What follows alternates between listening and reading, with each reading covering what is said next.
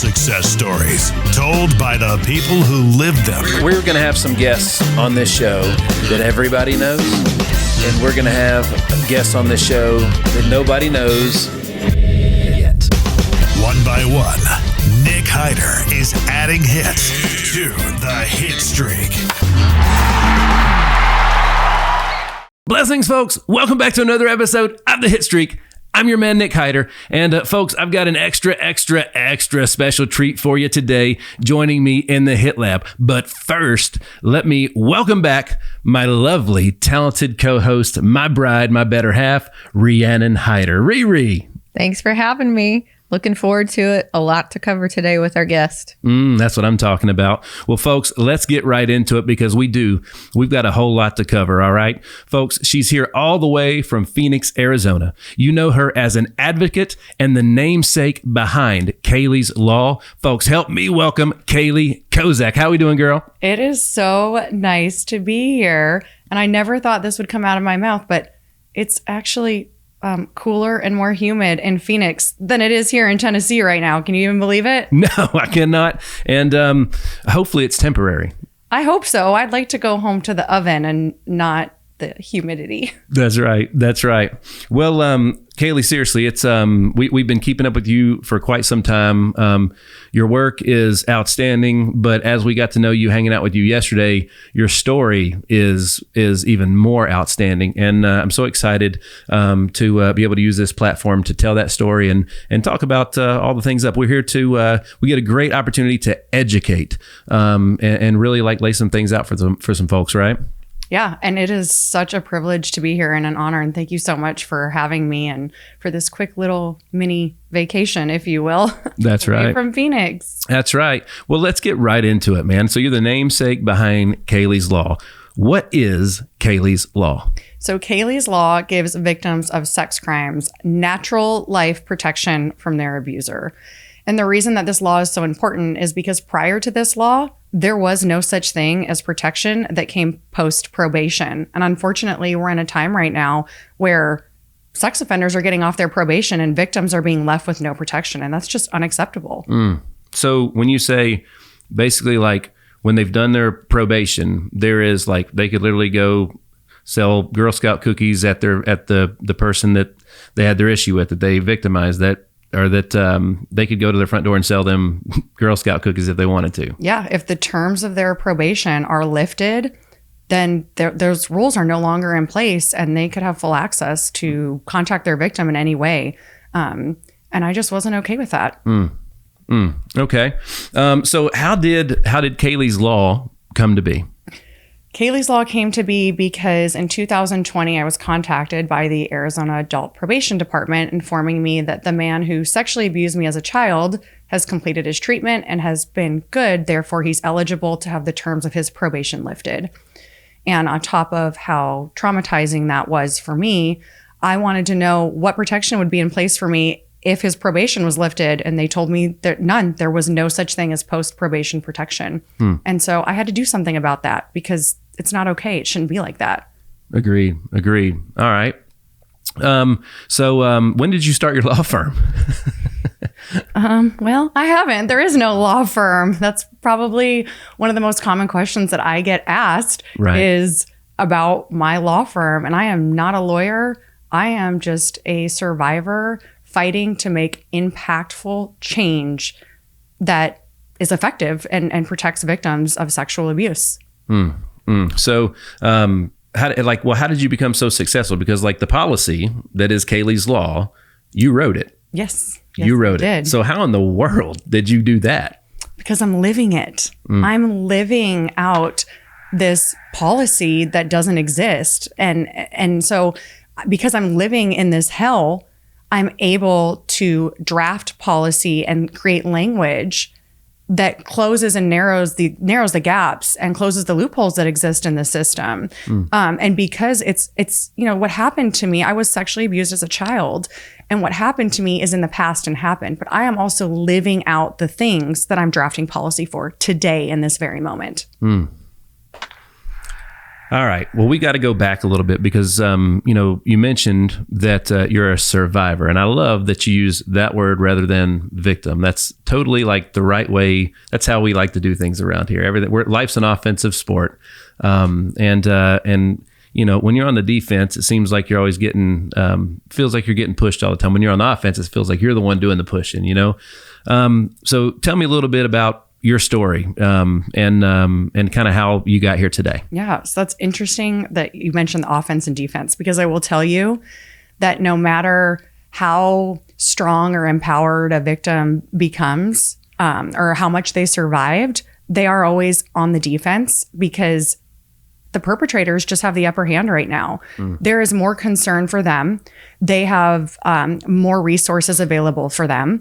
And so victims are usually always on the defense waiting. I mean, even when they turn their abuser in, they're waiting. Even if they have proof, they're waiting, they're on the defense. But the thing is that they can go on the offense by taking control and really just getting in touch with the fact that they have survived what happened to them. Yes, they're a victim of someone else's actions, but they have survived what someone did to them. And it's really important for victims to keep that in mind and to go from a victim to a survivor to ultimately a thriver. That's what I'm talking about. Well, Rhiannon and I had the privilege of hanging out with you yesterday for quite some time. We got to hear all about your background and your story. And I think that that's one of the things that was most impressive to me is the story about you and your husband and how you guys met, all the trials and tribulations that you guys overcame to get where you're at today, on top of the fact that, folks, she's a mom of 5. All right, let's go. She's a mom of 5. How do you, Rhiannon, that's a big deal, right? A big deal. I have 2, and I like to think that I'm thriving most days, but it's their world and we're just living it. Yes, we are. Well, so let's talk about that. So tell me your story, because it starts. First of all, how old were you when the abuse happened? How old were you then? So I was in 6th and 7th grade. I was 12 and 13. Okay. My perpetrator was my PE teacher at my school. Also my mom's coworker, and he was my club soccer coach. Wow. And he not only groomed me and my family, but the entire community and the school. And, when I turned him in, people were shocked because he would never, kind of like we had talked about yesterday. And even like Matt had mentioned, like we were taught to look out for the scary guy in the panel van, Right. We're not teaching our kids to look out for the charming narcissist who's lurking in plain sight. And that's what we need to be aware of. And the steps of grooming, it's very intentional and they're very precise and they're very conscious efforts that these perpetrators put in.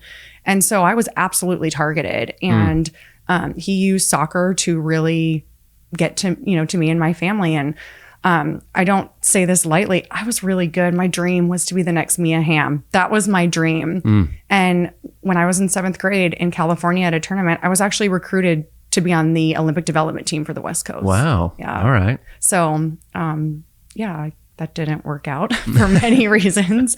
And funny enough, I wanted to go to UNC Chapel Hill on a full ride scholarship and for soccer and be in the Olympics and be a professional soccer player. And I didn't want to have kids till I was 28, and I ended up having 5 by 26. So, God's plan. That's right. Was greater than ours. But I was in middle school. When did you meet how old were you when you met your husband? I was 16. 16. Yep. Where'd you meet him at? At the pizza joint that we worked at, local pizza joint in Arizona. So yeah, he was, I was a hostess and he was one of the managers, and we just hit it off. And never in a million years did I think I would meet my husband at a local pizza joint. And, that's right. I met him right after my case closed, which is, I didn't realize it then. I was just getting a job because playing sports at that point, I actually had a major knee surgery to my freshman year. And so playing sports wasn't really an option. And my parents, well, you're not going to do nothing. So I went and got a job and worked there for a little bit. So that's where I met him. All right. And then, folks, it gets even better. How old were you when your first child was born? I was 18, but I got pregnant when I was 17. So you're still in high school. Yes, I was. I graduated my senior year with a 3-month-old baby. Wow. Yeah. Wow.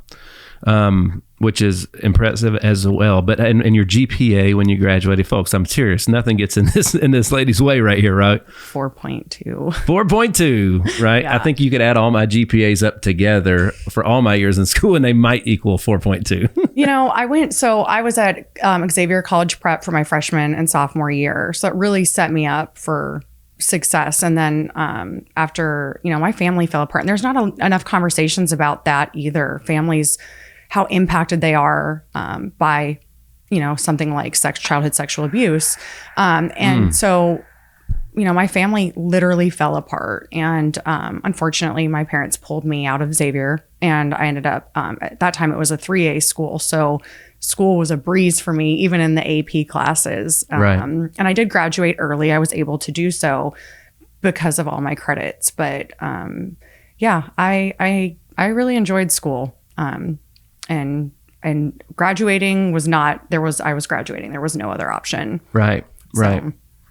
All right. Well, take me a little bit. We didn't talk about that yesterday, about how that affected your family. That's a really, really, when you peel the onion, that's a dynamic that not a lot of times we might think about, right? So that happens. It comes out. How did that affect your family? How many brothers and sisters do you have, by the way? I have a younger sister. She's 2 years younger than me, and my brother is 8 years younger than me. Okay. So my parents, I always talk about this. They did everything right in the moment. Looking back in hindsight, we're all like, oh, we wish we would have done things, differently.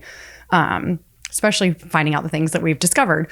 But they did everything they could to protect us, and especially my younger siblings, and keep us, it was such a small community, and they didn't want my siblings to be impacted. And so I am really grateful for them. But as an adult and as a parent now, I look back and my heart just breaks for my parents, because I can't imagine what they were going through as individuals, as parents, as a couple.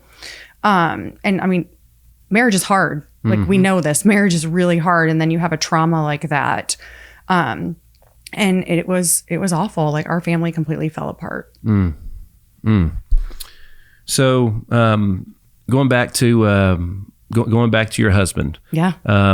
So you told a great story about him yesterday, and how, you guys, you have this ambition and this vision of how life's going to go as you grow up, and we're going to have kids at 28. We're going to have these jobs. We're going to move in this house, and so on and so forth.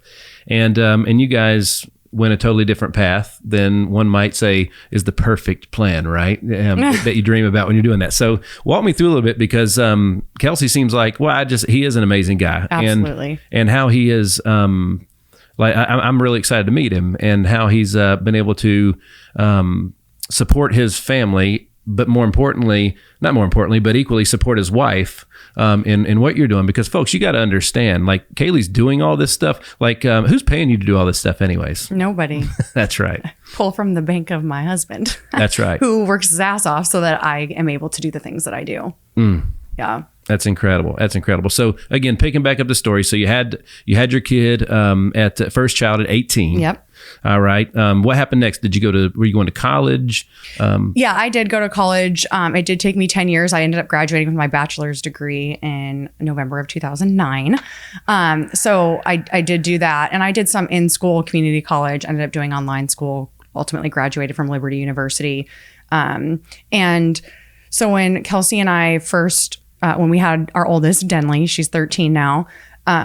He was working 2 and 3 jobs just so I could be home to raise our baby. And because that was really important to us. We didn't want anybody else raising our kids. And then we were driving on the 101 at home, and he said, "Do you want to get married?" And I said, "Sure." He said, "How does May sound?" And I was like, "Fine, like, I guess." And I think we're very real people. We were young. We were thrown into real life. Not that our parents weren't loving and supporting, but they were not helicopter, and by no means were there any handouts. It was, you guys made this decision, figure it out. Like, you're going to figure it out. And we did. And so I think time and time again, we were thrown into these situations where it was us against the world. Like, for us, there was no other option than to figure it out. And so in 2012, we decided we got married, and we decided to have another baby. We had her right away. And then he traveled a lot, you guys. Like, we'd be sitting here right now and they would call and say, hey, there's work in Ohio. Your flight leaves at 9:00 tonight. Pack for 3 weeks. And we did that for 2 years. Wow. And we were just so exhausted. And he ended up applying out at the nuclear power plant in Arizona and got an internship and making like $10 an hour, no benefits, no PTO. I mean, nothing. We had nothing. I'm not ashamed, or we were on state assistance. I mean, I was working as much as I could at Lifetime Fitness at the gym, and I was pregnant with our third baby. And then he got in a really bad accident. He was crushed by a car, and I was 8 months pregnant with our son, and I didn't know if he was going to make it or not. I mean, the main artery in his neck was exposed, and that was awful. And so he had, I told you guys the story last night, but just to show, like, when we're thrown into these situations, he was in the accident on Saturday of Memorial Day weekend, and he was in this internship, and on Tuesday, college classes started. Well, they don't care what happened to you. If you're not there, they'll boot you from the class, which ultimately would have set him behind. Right. And so we checked out AMA and went straight to the school, so he could be there and be for his first day of class and check in. And he had broken scapula, his face, his arm, all the things. And then he ended this semester with me having our son. It would have been a Wednesday morning. And again, we checked out of the hospital. We had one car at the time. We checked out of the hospital, AMA, and I sat in the parking lot at the college while he went in and took his finals with our 24-hour-old baby, because that's what we had to do. And it's those things, right? Like, real life things that no one talks about that build you and make you stronger. So it's been we haven't had it easy, and we have overcome a lot. And like I said, marriage is hard, life is hard, family is hard, and all this is happening what I call my 13-year gap. Absolutely. Life and family. Yeah. Well, like, this is something a little bit off topic, but I think it's really, really important. Everybody knows, we've talked about Rhiannon and I's story, our journey, multiple times, and the growth and that has happened in each of us individually on top of together. But like, my favorite job is getting to work on the relationship with that young lady over there, right? So I wanted to hear from you guys a little bit about, because like, there's a lot of families that struggle over things that are not near as difficult. I think it's all reference. So like, something that's heavy to me may not be heavy to Jim, and it's basically, what's heavy is the heaviest thing we've ever lifted, right? That we've ever picked up. So tough is a reference. Hard is a reference. Yeah. What's hard to somebody else may not be hard to you. How did you guys come together? Like, what was the communication like? How did you dream together to work through all this? Did you guys ever look at each other and be like, man, is this worth it? Absolutely. Absolutely. And I will sit here and I will tell you, the last 14 months have been really hard on our marriage. And we almost didn't make it. I mean, it was really hard. But when you get together so young, and your entire relationship has been trauma, survival, eventually it catches up, and you do kind of sit in that spot of, what are we doing? Is this worth it? Like, is this working? Right. And it's been really hard. And on top of the trauma that resurfaced for me with everything with my case, and he didn't ask for that. He didn't ask for any of this. And yet he's stood by my side regardless. And he's really been the ultimate protector. And I think something I didn't share yesterday, and just think of things later, but I did a lot of healing through him. He saved me in so many ways until he couldn't, because I had to turn and look at myself and heal deep within. He couldn't do that. And that was a real struggle for him. And honestly, it was a struggle for me, because I was so used to him saving me. Right. And to look in the mirror and say, no more. It's time that you heal yourself. He can't save you this time. We both have had to do a lot of work individually through therapy, and a lot of work together as a couple. And it was worth it. And nothing worth doing is ever easy. And that is something that we live by. So you guys operate as basically a single income family, right? Yep. Everything that he earns, and then you're the housekeeper. You're raising the kids, but like, how, like, doing what you're doing, drafting a law, all those things, it takes a lot of time. Yeah. Right. So, I mean, folks, check it out. These guys go like the joke around our house used to be, coming from the music and nightclub business, was when, she gets up, they're at the gym at 3:30 a.m. every day. The joke around our house would be like, I don't know if I can stay up that late anymore. They're getting up and getting rocking and rolling at 3:30 a.m. And that's something you guys do together, right? Yeah, it is. And actually, so that surfaced from in October. So I was notified in January of 2020, prior to anything COVID, about my abuser and everything. And we'll get into that and how my law came to be. So that was in January 2020. And then all the COVID stuff, shit hit the fan and we didn't know what was going on. Right. And in October of 2020, I was in a really bad the worst mental place I've ever been. Okay. And it was a combination of things. It was everything that resurfaced from my case. And then my husband is a nuclear powerhouse mechanic, and twice a year they have what's called an outage, and they work 6 12-hour shifts. And so he was on night shift, and I was locked in the house essentially with 5 kids. And it was literally in the worst place I've ever been. Wow. And I was making my son's bed, and someone had sent me 75 Hard, Andy Frisella's podcast. And I felt like he was in my face talking to me. And I decided he was, yeah. And I decided today's the day I changed my life. Today, I can't live like this anymore. Today is the day things change. And I was 205 pounds. I mean, I was not in a good place. And that day I started 75 Hard, and I called my local legislator's office and until they've answered and until they scheduled a meeting with me. And October 30th, 2020, my life changed forever. And so my husband kind of watched me go through the process of 75 Hard. And I had such an internal healing through that, because and that's what 75 Hard teaches you, right? Like, it's a mental discipline program. No one else could do it for me. I had to do it myself. And so there were times I was walking my 5 kids to school when school was back in, or I would go out and I would just be so angry. But I was spending time with myself, which is something I hadn't done, especially with 5 kids. Yeah. But then when I did phase 1, my husband joined me and he started 75 Hard. And so where the 3:30 a.m. came from was, how hot it is in Arizona in the summer? We had to get up at 3:30 a.m. before he went to work to do our first workout. And that's kind of where that came from.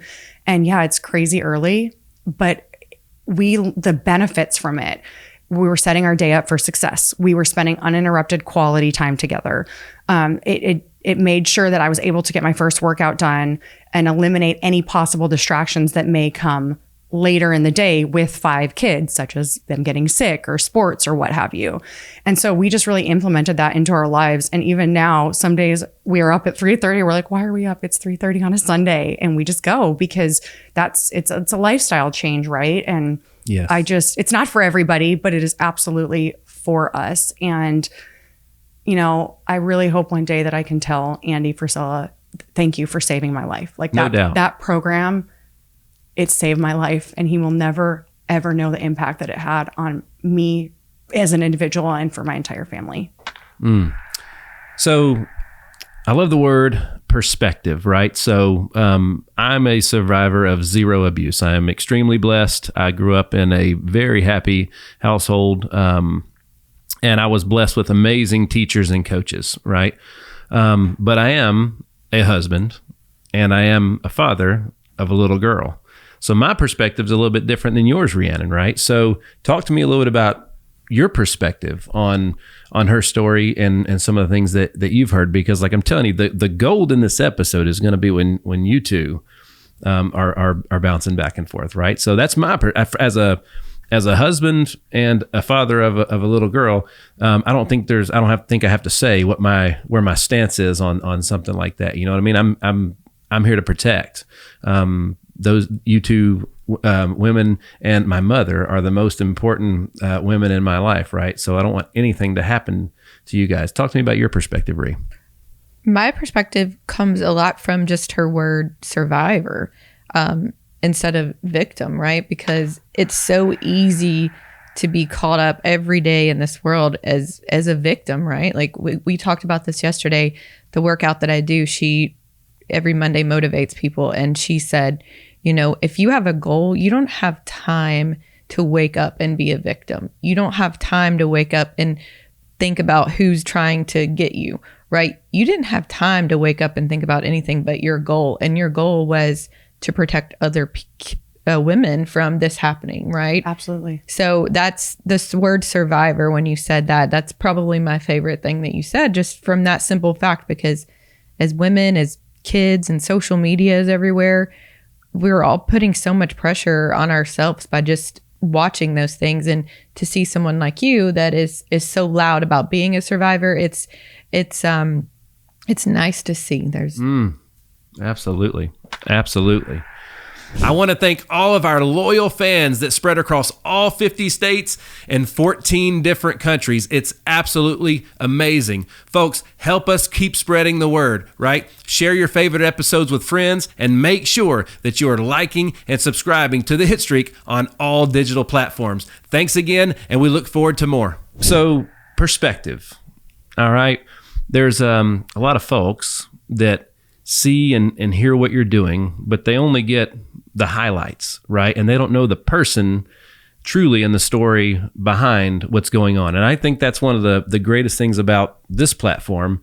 Our friend, the amazing Lindsey Graham, otherwise known as the Patriot Barbie, her freaking entrepreneur journey and how she lost her mom right when she was opening up her first salon and everything else. I mean, it was absolutely inspiring. Yeah. And I was so blessed for that to come out and have that conversation with her about that. And that's how I feel about this right here, right? So I wanted to make sure, did we cover all the parts of your story so that we can get into all the reasons? Like, I want to make sure that we've prefaced that and established all the reasons that you do what you do. Because folks, it's so easy to judge and cast stones if somebody says something that you don't agree with. But how well do you know? What do you know about that person and their stance on that? I think that's incredibly important. Yeah, and I think you did forget to say I'm a taxi driver. We forgot that part. That's right. I don't share a lot of my personal life, and it's for a variety of reasons. But I do have 5 children, and my youngest is 5, my oldest is 13. I have 4 girls. Please pray for me. But I am and want to be an involved, active parent and mom. And, Kelsey works so hard so that we can have the life that we have and so that I can do the things that I do. So sometimes it's just not an option for him. And, when he's in outage, they're really not allowed to take work off because they're in a time restraint and they have to get things done and accomplished. And so it's really hard on the kids, but also that's what allows me to essentially, just be a stay-at-home mom is his hard work. But at the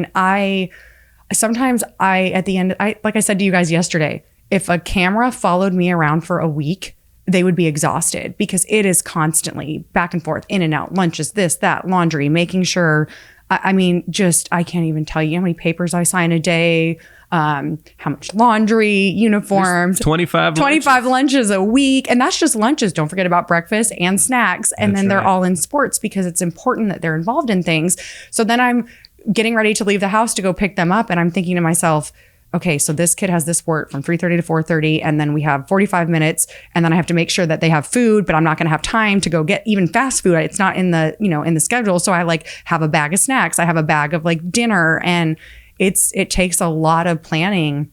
And a lot of strategy. Wow. And then getting home and getting them in bed. And I used to homework, grades. Yeah. Teacher needs to talk to you. Oh yeah, about that. People get sick.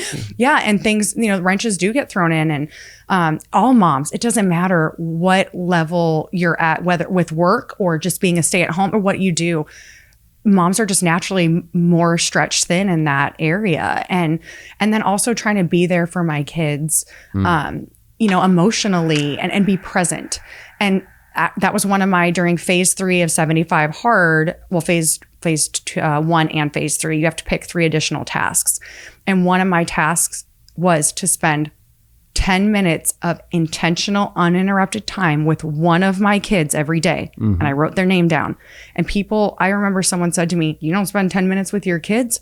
No, I don't. Not 10 minutes of uninterrupted intentional time with just one of them.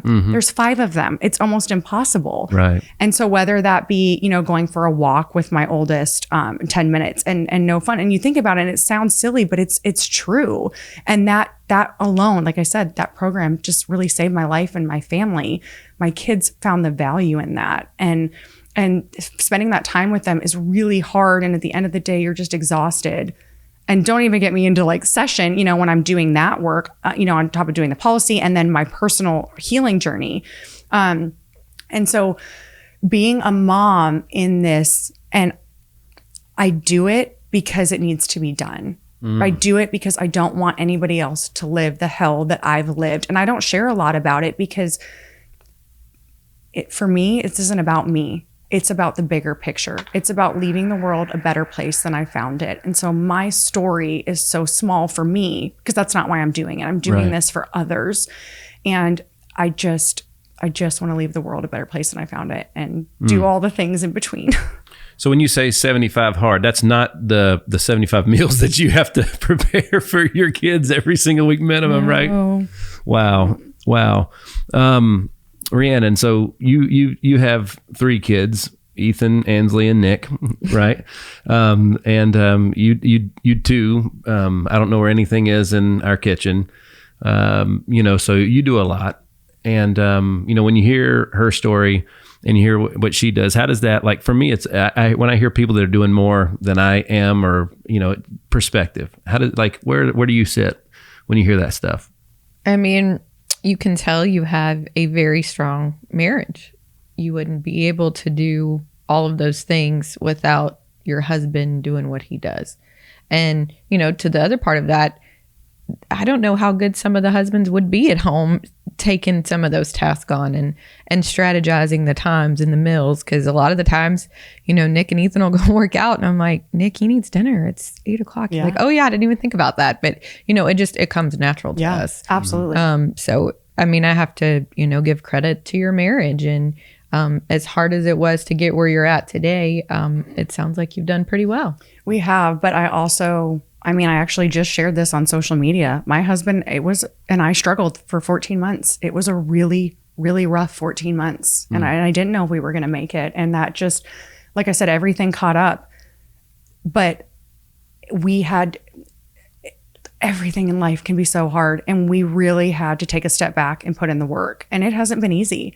But at the end of the day, we're a team and we love each other, and I would never want to do life without him. And it did take a little bit of time for both of us. And, he also had to, with me doing what I'm doing. Sometimes during session, you're gone 16 hours, and then you get home and you're on the phone strategizing for the next day. And he saw that. And so he really did pick up a lot. And then when I started traveling for work too, he had to pick up a lot, and it was because he had to. But we team so well together. I've never seen anybody team the way that we do. But it's so funny because when we were really going through our struggles, one of his closest friends said, for years, she gave up everything and supported everything for you to pursue your dream and your journey, and made sure that you could do it as stress-free as possible. And he goes, and now you guys change places. And it's like, that's what it's about though, right? Like there's seasons. And, that's right. Yes. And yes, there's seasons. And I don't want to sit here and our marriage has not been perfect. And we've had to put in a lot of work. And in this line of work, there's a lot of stress and a lot of frustration on top of the personal side of it. Like it's personal and it's political. And that puts a lot of strain on an individual and a marriage.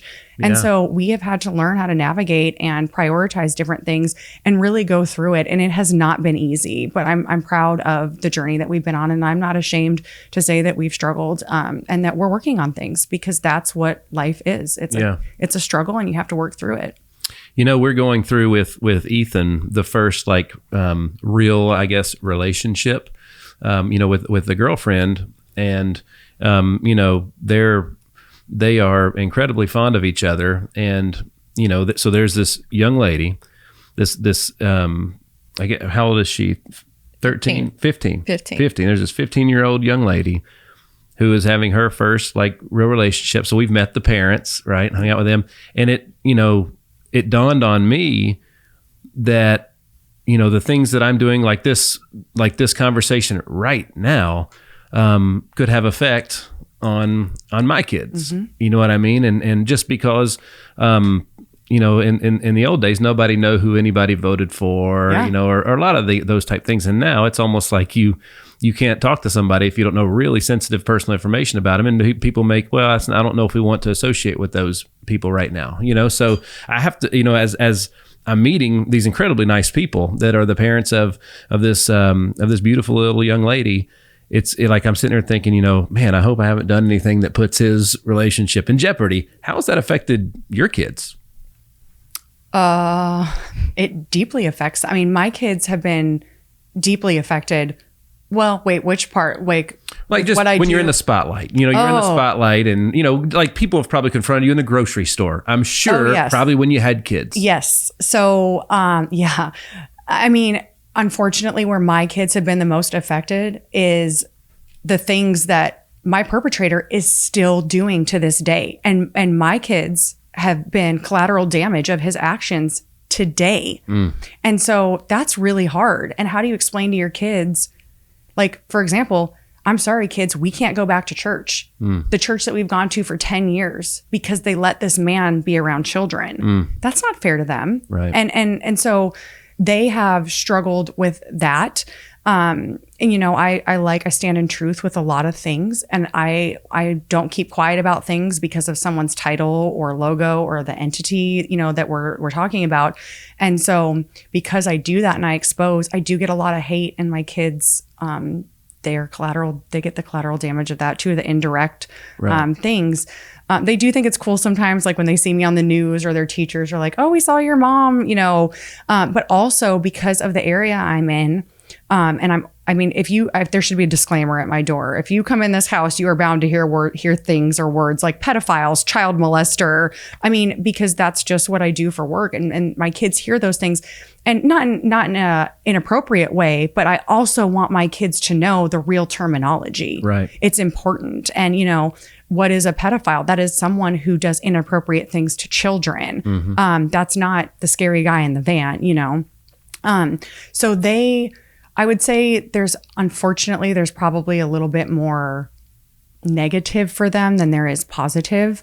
And I think people either love it, they love what you do, or they hate it. And then, so it does impact the kids, like I can imagine that there's probably some of their friends' parents that are like, yeah, no, you're not going over there.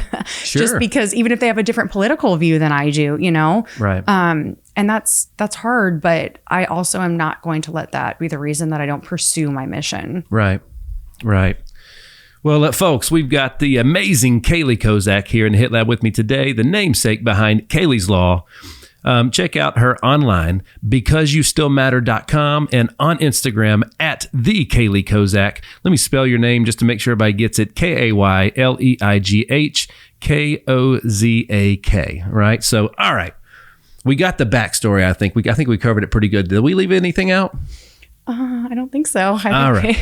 Well, let's get into your mission. Yeah. Okay, let's get into your mission, right? So, and I think it's really so, folks. Not only is her story incredible, but she's incredibly intelligent. All right. So that's the thing, is you've got the skills to pay the bills, but you got the information to back up everything that you're doing, right? So, where do we start? So we talked about what the law was, and so that law, is it a law in all 50 states? It is not. Arizona was the first state in the nation to pass this law. Good for Arizona. Yeah, I'm very proud of that. Yes. Who was number 2? Wisconsin. All right. Which is fun because my husband and I, both our families are from Wisconsin. Go Pack, go. The first professional baseball game I ever played in was in Kenosha, Wisconsin. That's where he's from. Really? So there's a minor league stadium there. Yeah. And I was there in 2003. What are the teams there? Back then it was called the Kenosha Mammoths. Oh. And we had green and yellow jersey or uniforms just like the Oakland A's. Okay, I don't know. We went to a minor league game last summer and the kids thought it was just the best thing in the world. So yeah, Gotcha. That's where his family is in Kenosha. I don't know if they have a new stadium. The stadium that we played at was it was an older stadium. It was awesome. It was my first professional game, so it was a big deal for me, right? Yeah.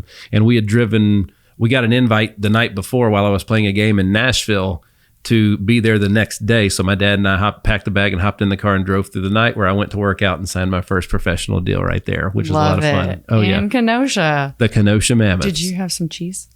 Oh yeah.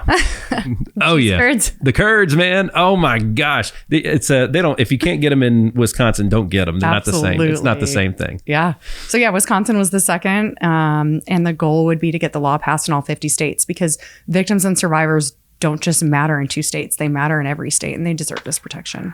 Absolutely. So folks, that's something that, I learned in not that long ago, was that, every state has their own legislatures and laws and things like that. And so to get something across all 50 states, you have to go to each state individually to make that happen. So so is there a team of people that are just sitting around waiting on people like you to say, hey, we need to get this approved in all 50 states, and they disperse and they go out and make it happen? How do you attack each state individually? That would be a dream come true. Right. Unfortunately, no, that's not how it works.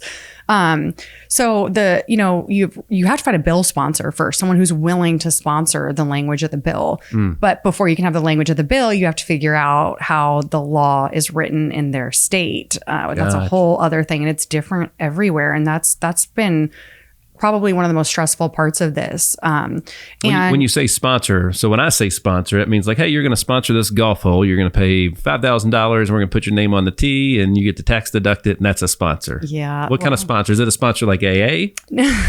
No. So a legislator to sponsor the bill, they'll put their name on it, and they'll be the ones who advocate for it. So a public servant in public office. Yes. Got it. Someone to do their job, really, is what it is. There you go. So I think too, in our world today, society as a whole has forgotten that our elected officials work for us. We cannot sit back and be intimidated any longer by their titles or feel like we're not worthy of their time. Their job is to work for us. They should be listening to our concerns as their constituents. That's what they need to be doing. And they have forgotten that. And it's time that as a country and as constituents that we stand up and we remind them of that. So to find someone to sponsor the language of the bill, we draft a bill. It's, different in every state, but to work the language into the existing policy. And for example, in Arizona, we created an entire new law, one that didn't exist, a new chapter. And someone a prosecutor had said to me, I said, well, how do we change this? When we initially drafted Kayleigh's law in Arizona. And she said, what I mean by that is, when we originally drafted the law in Arizona, we drafted it as lifetime protection. Okay. So what people need to understand is we could go ask 100 people and walk and ask, like literally in a row, what's lifetime? And they would say, a lifetime, your entire life. Legally, lifetime is not lifetime in most states. Actually, in most states, lifetime would be a juvenile lifetime, which is 7 to 14 years. Okay. So if there's no definition to lifetime, it has no meaning. It's an open-ended word or term. So when we originally drafted the law in Arizona, because it was new, a lifetime meant nothing. And it fell under a traditional injunction against harassment, meaning that it was only valid for a year. So essentially, a victim's probation would have started when a perpetrator's ended, because they would have had to petition the court every single year for an injunction, which is insane. So we redrafted the bill, and I said, how do we fix this? Terminology. What word do we insert? Natural. So we had to draft a bill or an amendment to Kayleigh's law in Arizona that the injunction would be valid for the defendant's natural lifetime. And let me tell you guys, people came out of the woodworks fighting this, because a natural lifetime is a hefty sentence and someone shouldn't have to live with that. Well, victims shouldn't have to live with what was done to them either, but we do have to live with it forever. For a lifetime. Yeah, for our actual lifetime. And so the terminology is so critical. And for me, it's been a lot of learning by living. And I never in a million years thought that lifetime wouldn't mean lifetime. When my parents accepted a plea deal on my behalf, my perpetrator pled guilty to 2 terms of lifetime probation. And he's petitioned 3 times in 5 years to have his lifetime probation lifted. And they can get off their lifetime probation. It actually doesn't really mean anything. And they're not transparent in that. And I get really frustrated and angry, because when you have victims well, even if it's a plea deal, that's one of the most traumatic times in their lives. And they're not being forthcoming and transparent with the information with the family. Yeah. So then this family finds out and their lives are turned upside down years later, like mine, because my perpetrator has decided that he wants his probation lifted because he wants a normal life. You know, when raising kids, you're always teaching them right and wrong. When they don't do right, there has to be some type of kickback or punishment to make sure they don't. That's right. To make sure they don't do it again. And I can remember when Ethan was young, I'm like, Ethan, like the reason that I don't go out and just rob a bank is because I don't want to go to prison. Like, you know what I mean? And I don't want to miss your childhood, miss her and miss everything because I'm locked up in prison. Right. So the fear that comes from of the consequence is what makes me, obviously it doesn't make me, I'm a good person, but that's what keeps people in line. Right. So, I can't imagine, having to there's people in life today that have scarred me in the workplace in the past. And there's places that in this city that I don't want to go just because I'm still healing from certain things. Yeah. You know what I mean? And my story, that's nothing compared to what you've gone through. However, for me, it sucks and it's not comfortable. I couldn't imagine having to you probably don't bump into those people on purpose, right? It's always by accident, but when you do and you don't know what's coming, it's like, yeah. Sitting here thinking about it, the conversation y'all just had, if someone is in their mind thinking, I'm going to pursue, becoming a pedophile and, going to get a job at a church, and I'm going to do all this knowing that in this state, in 5 years, it doesn't matter. I can do whatever I want. They may, just like drug addicts, know that could kill, that next bump, that next whatever could kill them. They do it anyway. Absolutely. Right? And so that's them I'm going to get off in 5 years. Who cares? It's worth that moment for them. Absolutely. To take that in. It is. You hit the nail on the head. Absolutely. And, like I said last night, people don't give pedophiles and sex offenders enough credit. They are very calculated and precise, and they are so patient. And so if they find out, I just have to be on probation for 7 years, then I'm off. I'm going to follow the rules to a T. I'm never going to stray, because they know as soon as they get off, they're back out. Now, they'll still be registered sex offenders, unless that's a whole other process, and they'll still be convicted felons, but they won't have to abide by the terms of their probation, which essentially opens a huge door. And then what? They know that what are the consequences? Right. They're not really harsh. So there's nothing for them. The reward outweighs, the risk, or the benefit outweigh. I mean, it's not a question for them, because they know the laws right now are pro perpetrator, and victims are forgotten about, and they are rarely ever taken into consideration. So there's actually, you guys know that my wife and I are big time people of faith, and we were talking yesterday. There's actually some Bible verses that talk about protecting the children, right? You got those handy? I do, yeah. Awesome. Check this out. This is good stuff. Well, yeah, because we don't. So, listen, everybody deserves forgiveness from the Lord. And somewhere along the line, as a society, we have forgotten that we can still be compassionate and accepting while holding people accountable and having boundaries. And I don't know where things shifted to where there was more concern with welcoming a pedophile, a convicted pedophile, or a sex offender. When that trumped protecting children and our most vulnerable. I don't know where things went rogue. It seems insane to me.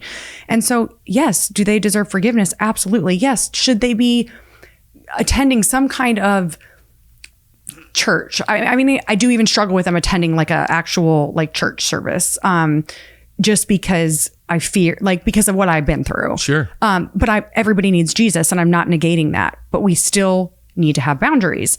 And so, it gets frustrating as a believer where people say, well, we have to forgive them. They found Jesus. That's wonderful. They can take that up with the Lord when their time has come. Right. But I mean, in the Bible, specifically in Matthew, Mark, Luke, it talks about harming children.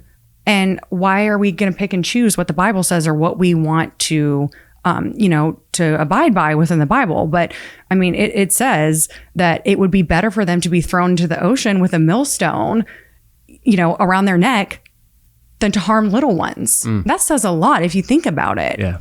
And people, they forget about that part of scripture. It's very specific in the Bible what scripture says about harming children.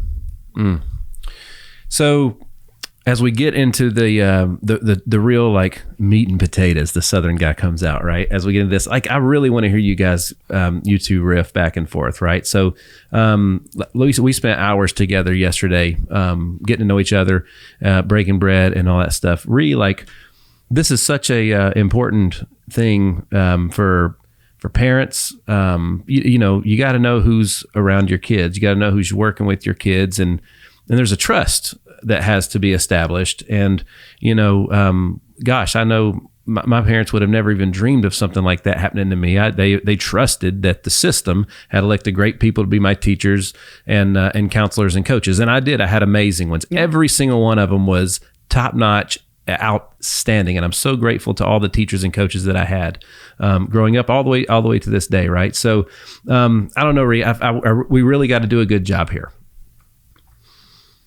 Okay. Well, you've done a lot of research on this, and as a mom, you're very passionate and compassionate about all this. And like nobody loves people harder than my wife does. You know what I mean? So again, we got her sitting here, we got her standing there, right across the room from us. She's still obviously recovering from the trauma that happened. As a mom, like as a great person in our community, an ambassador in our community, like, how do you feel about all this stuff? And like, I'm trying to get you guys rocking, right? At the end of the day, children are such an innocent being. And the second someone introduces them to some kind of sexual exploitation, abuse, whatever that is, you just robbed them. And I think the saddest part is they don't even know it. They're not even going to really know what that was until they're older and they can understand, or if they have children of their own. And that is just, to me, they're just, again, as you said, everyone deserves forgiveness, but it's just a crime that, sure, you can have forgiveness, but like you said, those boundaries have to be hard drawn in the sand, because those people are still healing. They'll be healing the rest of their life, no matter what was done to them or not. It baffles me that we're at a point that you have to spend time doing what you're doing when it should have already been considered. Yeah. And survivors are forever healing. It doesn't just go away. And, so often we have body responses that we don't even realize that we're having. And I've done a lot of work to recognize those things, even as an adult, that I didn't realize. And like Nick had said, when you send your kids to school, you trust that they're in a safe environment. When my parents sent me to school, they didn't think that my PE teacher was molesting me, and never did that. And I wouldn't think that sending my kids to school. And, in my opinion, those that commit dangerous crimes against children that have a position of trust, that are in those positions of authority, those are the most dangerous kind of criminals. But the reason is because they're intentional. They hide behind the title. They hide behind the entity. They hide behind the label, the logo. They use that. Well, I'm involved with this, or this person was involved with that organization, so they would never.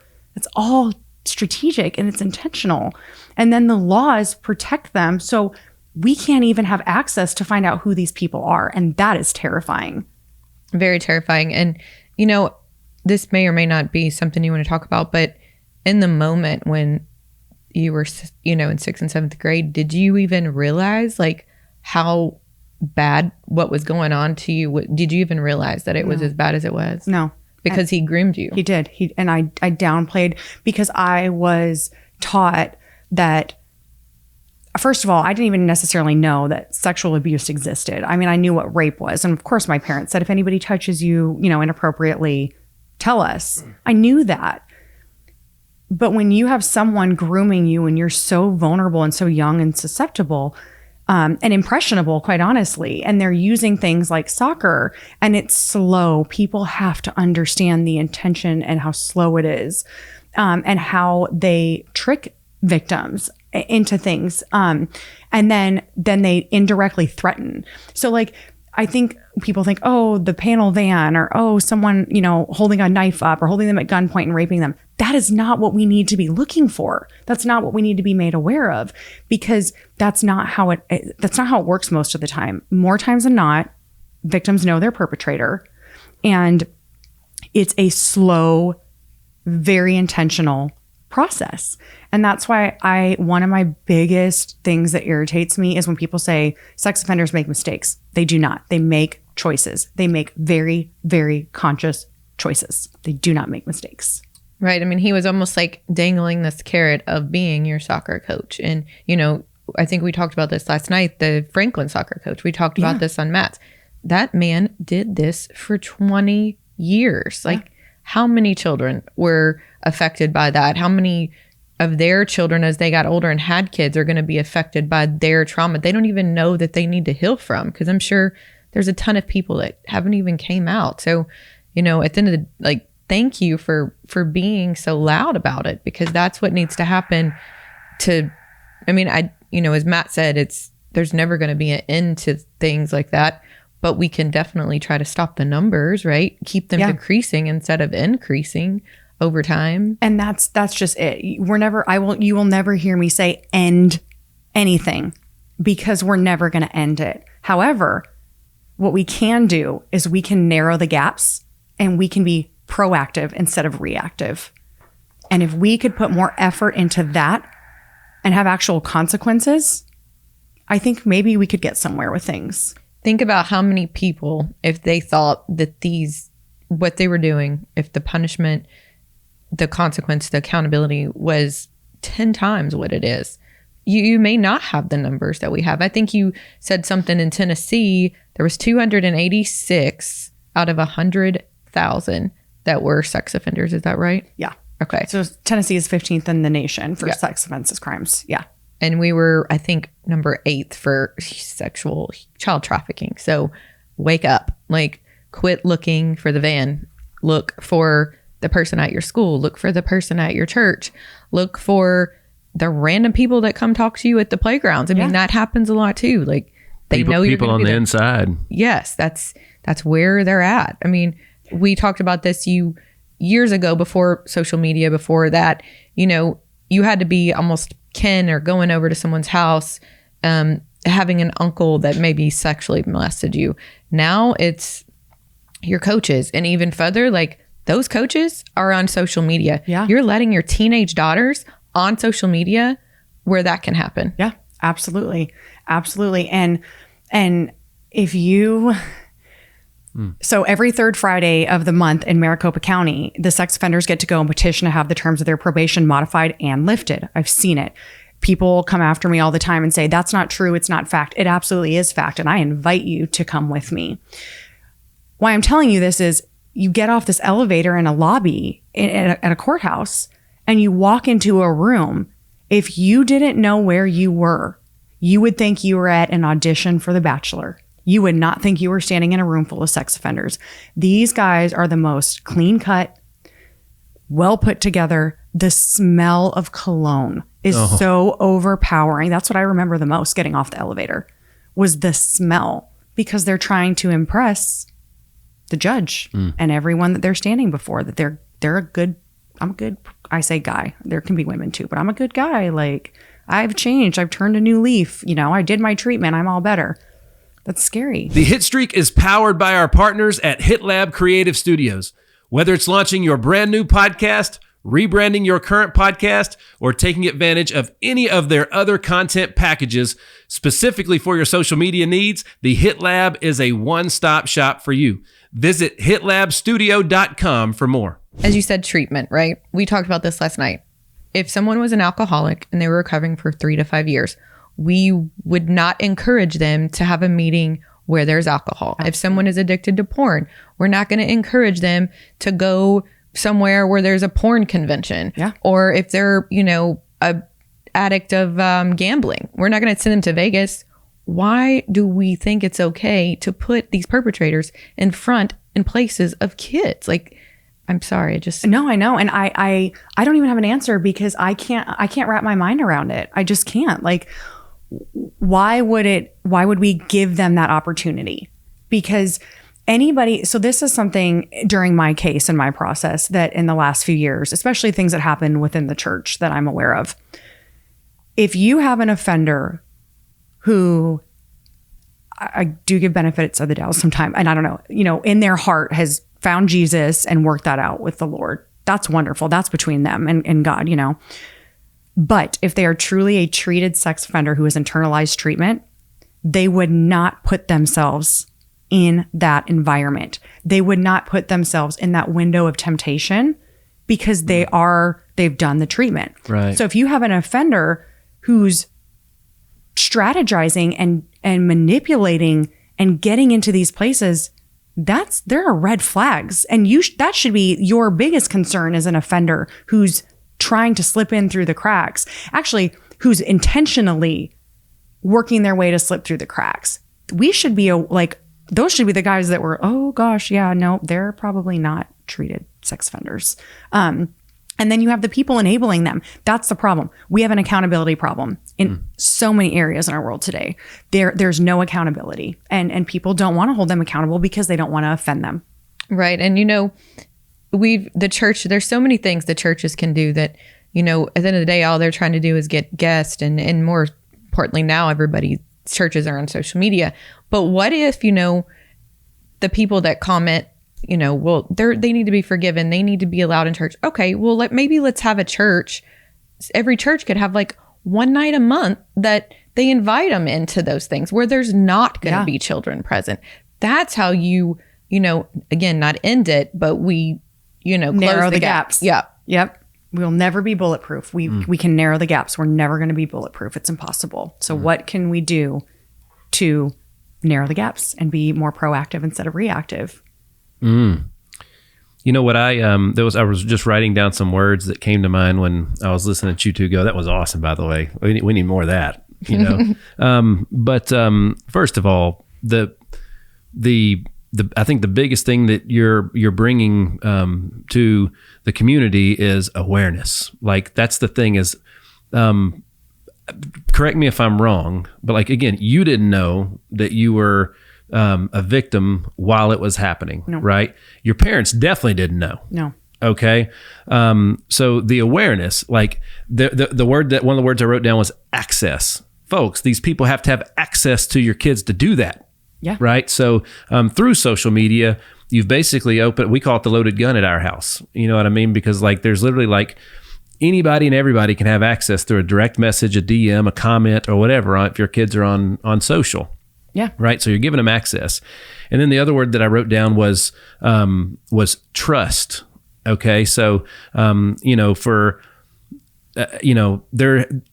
a friend to let a former alcoholic go back into the bar for a reunion or anything, the friend would trust that person has recovered. It's strong enough. The bridge has been built, and they're going to be okay when they're in there, right? So those are the two words that stuck out to me the most, was access and trust, because like that teacher your coach was trusted because of the position that they held.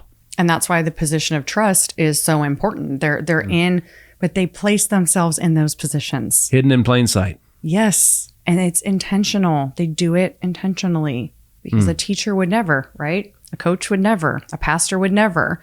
They hide under those titles. All right. So, Rhiannon, I'd love to hear you talk with her about this too. So, first of all, I introduced you as an advocate. And you don't know I'm going to ask you this question. We might have to look it up because I'm very big on defining things. What's the difference between an advocate and an activist? There's a big difference. A big difference. Okay. I would say I'm both. It's funny. When people ask me, where do I fall into? Like, what is it that I do? I like I said, I'm kind of like an anomaly in this, right? Like I'm building something, but because an advocate is someone who spreads awareness, is there, fights for the, well, no, I'm not gonna say. An advocate is someone who spreads awareness, and we can look up the definition too. I think it would be worth looking up. You keep talking. I got a phone over here. I'll look it up. Yeah. So an advocate is someone who speaks on behalf of, maybe shows up. An activist is someone who's boots on the ground making changes. So you nailed it. I don't even need to look it up. That was beautiful. An activist is they're actually doing something. So I am not just an advocate because I show up and I do it. And then I also lobby, but I'm not lobbying for anybody except for survivors of sexual abuse who don't have the strength to come and fight for themselves. So I'm kind of like a combination of the three, I suppose. But and then you get into like legally, what's the difference? Like, if you have like a C3, you're more 501c3, you're more of an advocate. That's all tax deductible, like churches are C3s. That's a nonprofit organization. Nonprofit, yeah. But you can have a 501c4 nonprofit, and that's more political because then you can actually get involved like legislatively. I didn't know that. Yeah. So you can't really talk, like current politics and like try to persuade people either way or be bipartisan when you're a C3. You're a partisan entity. If you're a C4 and you operate under a 501c4 nonprofit, then you can be a partisan group, but it's not tax deductible. So I've actually had a C3 organization, a C4, and now I operate under an LLC now. So here you go, Ree. I think this is a really important question. So knowing that the laws are so different, they vary so drastically in all the different states. As a parent, we need to know, we need to know what the laws are like in our own state, right? So like you do a lot of research. You've recovered, or you have survived so many rabbit holes that you've gone down seeking information, right? Stay out of the rabbit holes. What are you doing? You're turning into a conspiracy theorist. Just a realist. Absolutely. Yeah. At the end of the day, I mean, Tennessee is a hotspot for all of it. You don't become one of the nation's top visited tour spots, hospitality, medical places, and not bring that, right? Absolutely. I think there was a study done, psychologist study that, Matt Murphy mentioned on his podcast. It dumbs down to like 8 million people in the world have the gene or the want to sexually exploit or, pleasure themselves with children. Yeah. So they're spread amongst everywhere. And that the more people that are coming here, the more of that 8 million we're going to get. Yeah. So I have no doubt we're at the top of the charts for, like you said, number 15 in the nation for that. I don't even remember what number we were for trafficking, but it was pretty high. I mean, I think it was top 10, right? Yeah. I mean, that's sad and that's scary that we're also just going about our lives. And, again, most people don't know what to do. Right. And that's where we really have to lean on faith in the churches and other organizations, because at some level in the state and federal, they can only do so much based on the law. So that's why people like you are so important to get involved and to make those changes. And it's hard to know what to do when you don't understand what's actually going on. And like I had mentioned, laws might appear good. And when you look at like a protocol in a state for a sex offender, it might appear good, but what's really going on? And like, I talked about, here in Tennessee, there's 3 tiers of sex offenders.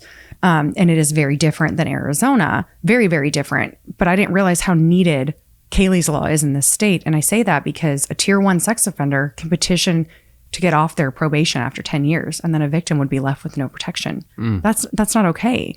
And so as you continue to dive into it, you start to realize the terminology difference, and what is, they make it so confusing. And that's another really stressful thing. They'll defer to a different ARS code, and then you have to go look up that one. And then that one defers to another one. And it's made to be confusing. And it's really, it shouldn't be like that. Agreed. It's intentional. We know this, right? And then when you start deferring back to all these different codes that lead you back to the one that you originally looked at, you're like, wait a second, this loophole exists, that loophole, what about over here? What about over there? But it's a game. You have to learn how to play the game of understanding policy.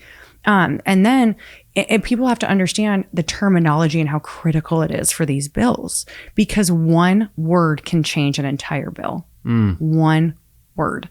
And it can change the law. And most laws are just recommendations. They're actually not, there's nothing, and then this solidifies like a punishment. So when I draft policy, I like to make sure that we have an actual consequence that's listed within the bill. So it's not just a recommendation. And it's etched into law what the consequence will be if they are to violate or break this law that we just drafted.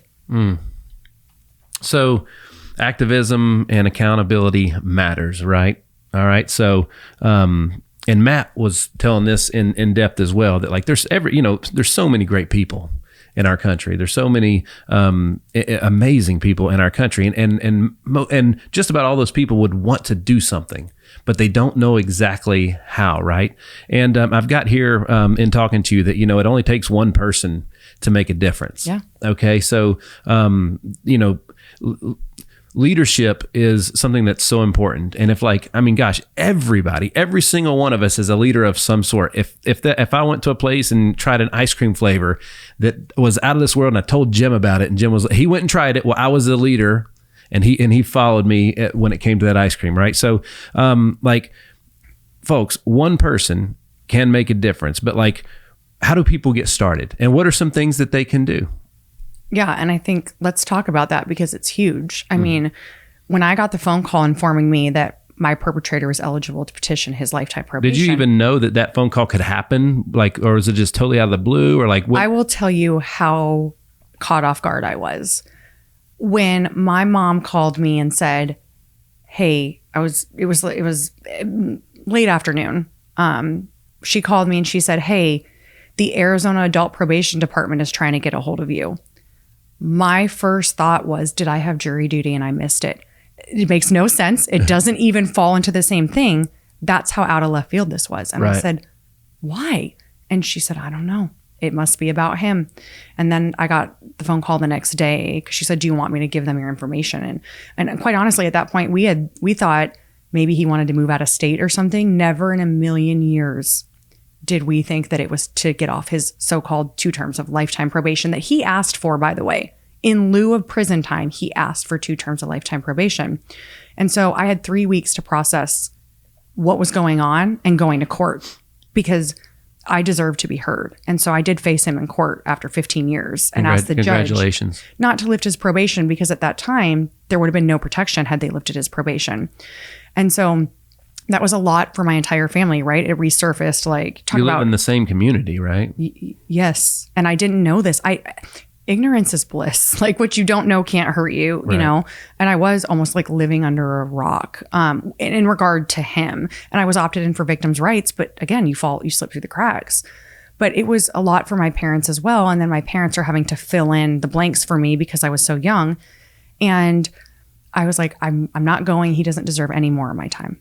Then I'm going. I deserve to be heard. And meanwhile, I'm trying to take care of my 5 kids. All this just resurfaced. And my parents were initially very supportive, but then I think the reality of what was happening caught up, and I can't imagine what they were going through when this resurfaced. And my dad actually told me the night before court, when I decided I was going to go, he said, they already know what they're going to do. You're not going to change anything. They already know. And that was so hard and hurtful to hear. And unfortunately, my dad didn't come to court, and that was hard. I wish my dad would have been there, but I don't know what he was going through either. True. I can't imagine. And it was very hurtful, and I needed my dad. But I'm sure he was going through his own struggle as well, and I do try to be mindful of that. But there's no telling, he might have not have trusted himself to crawl over all the rows to get to that man and hurt him. No, absolutely. And that's what I'm saying. I can't imagine what they went through. And then to have this resurface after so many years. But I remember, I don't know exactly. I just testified and spoke from my heart. And I said in there something along the lines of, please don't lift his probation. If you do, I won't have protection. And I was bombarded after court, like, hey, we need to draft policy. And I was like, we need to what? Like, you need to contact your legislator. I need to what? When I tell you, I had no idea what I was doing. I had no idea. I didn't know anything about politics. I didn't know what party belonged to red and blue. I didn't know who the donkey was associated. I didn't know anything. I just knew it had to change and I was going to do it. And it takes one person to spark a blaze to start a whole change. And that's, and I didn't know. And I want to give people that hope. Like, I truly had no idea. When I went down to the Capitol the first time, I left hysterical because I felt dismissed. And that's not at all what was happening. But it was because I present this idea to them. It's unbelievable. It doesn't exist. And we start drafting policy, but I didn't know at the time. And then as I started to go through the process, I said, do you guys have one of those like pamphlets you give to the kids that come visit? And they were like, oh yeah, how to get a law passed. And they gave me like the 5th grade or 4th grade pamphlet that they give to the 4th graders that come to tour the Capitol. And this is how you get a law passed. Wow. And I mean, I was 28 years old and looking at that. But I mean, they don't even teach that stuff in school. You know what I'm saying? So but I didn't know. And I'm not embarrassed or ashamed to say I didn't know how it worked, because you don't have to have everything together to pursue a mission. Right. Everybody starts somewhere.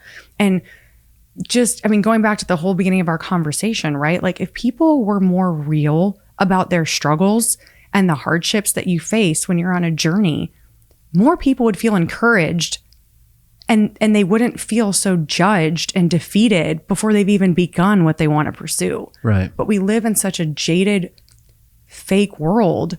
People feel like they can't succeed or they can't pursue because they're not there. Well, it takes time to get there, and you have to just embrace the struggle and own it and just keep going. No matter how many times you fall and how many times you fail, you just have to keep going and remember that nothing worth doing is ever easy. The Hitstreak is powered by Team Hyder.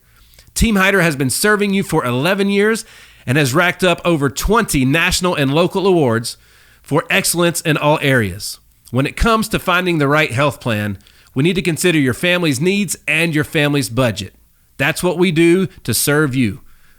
To look further and to book an appointment, visit teamhyder.com. Everything you said reminded me of a movie. I can't remember the movie, but Rhiannon and I had a former employee that when they left our establishment and place of work, they got into an altercation in the parking lot that eventually led to our former employee being shot, and they lived. But I remember when they told me after the person that shot him had his day in court and he was going to be in prison for a while, my first thought was like, he's not in there for the rest of his life. He's going to get out. And it's like, well, then what happens?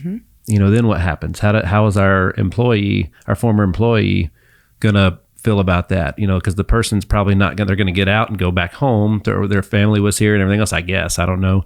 But they usually don't, there's always a chance of crossing paths again. Absolutely.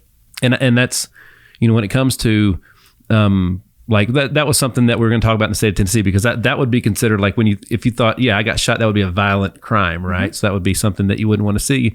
But for whatever reason, perspective is different when it comes to, something that like what happened to you, right? So I know if somebody did something to one of our kids, there's no way I could cross paths with that person. Yeah. Especially on a regular basis. It would eat at me to the point where it would be a constant reminder where I felt like I failed, and I got to do something about it. Yeah. I got to do something about it.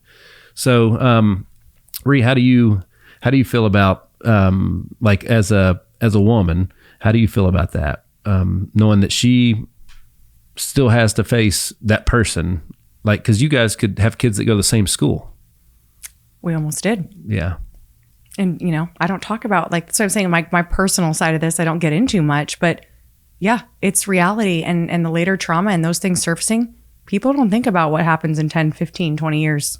They don't even think about it.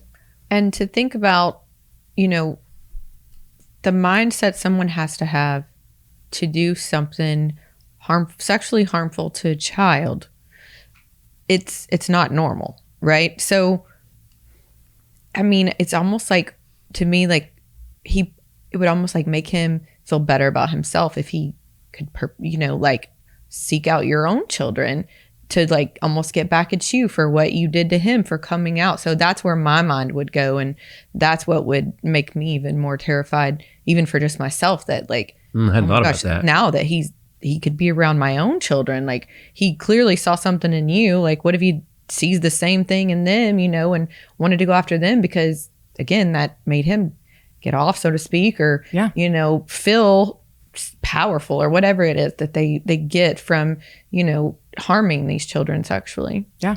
And I do think about that. I being on the front line, essentially putting myself and my family in the crossfire. I mean, and it does scare me sometimes, but I have to ground. And I know God has chosen and called me for this. No doubt. That's the only reason. I have so many unexplainable things, and that's how I know it's God. God trusts you to be able to handle this, right? What a compliment from God that he trusted that you knew that you could find the strength to do what you're doing. He trusted you. Yeah. And I used to, I used to wonder why, I think most survivors, even victims, why me? Why is this happening to me? And I wondered that for a very long time. And the perspective of that even has shifted. Like when I was younger, why me? I just wanted to play soccer. Like, did I do something? Why did he pick me? And looking back, like I said, they prey. They are predators. They prey on their victims. But I see so clearly now, even in my own struggle, that, why does God allow good things or bad things to happen to good people? Like God chose me and I draw my strength from him. There's no other explanation. And he continues to place me into these dark, heavy situations that are so unfair, that are very hurtful and very personal. And then I feel like sometimes I'm like literally blinded by lights. Like I can't even explain to you guys the things that happen. And when I feel like giving up, I just get a sign, or I tell my husband I'm done. And he's like, go be done for 5 minutes and then get back up. Like you're not done. And I'm not going to let you be done because you are called to do this. And you have not come this far to stop. And you have people relying on you. And I don't want to. It's heavy. But it's not about what I want. It's about what God has called me to do. And existing in that is very hard. Amen. All right. Is there, so we have the world's greatest podcast audience spanning over all 50 states and 14 or so countries last time we looked. Wow. Yes, we are incredibly blessed and I'm so grateful for every single person that takes the time to spend with us each and every week as we go through these things.